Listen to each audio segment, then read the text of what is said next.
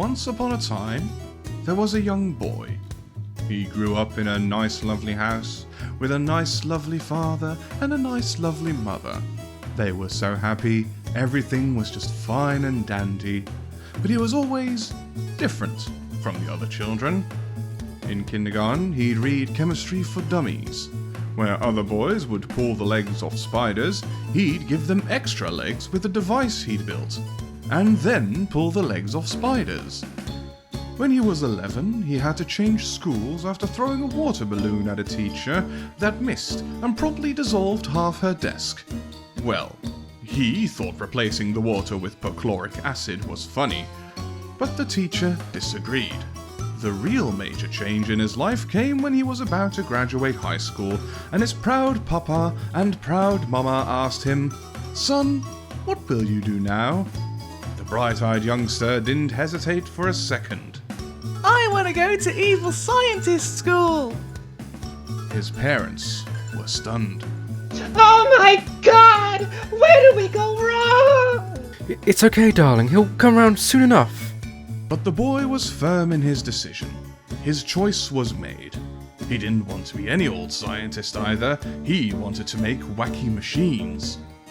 What's wrong with taking over the family company? What are we gonna do when your father retires? The family business. He couldn't get the words out of his mouth, but the truth was, he never wanted to take over the family business.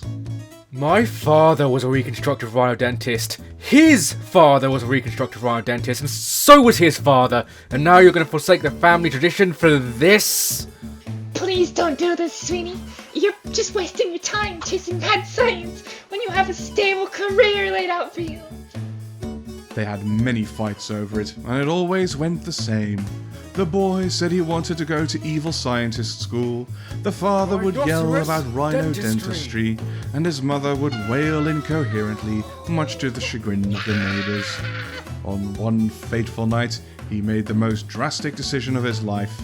He packed his things, and in the dead of night, he snuck out the house and chased his dream, despite knowing he would irreparably damage his relationship with his parents.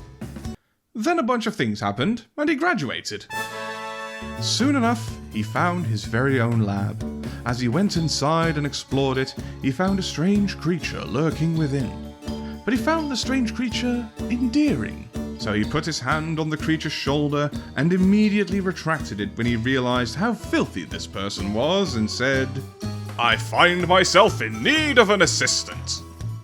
And the creature responded, "It would be my pleasure. Renfield at your service."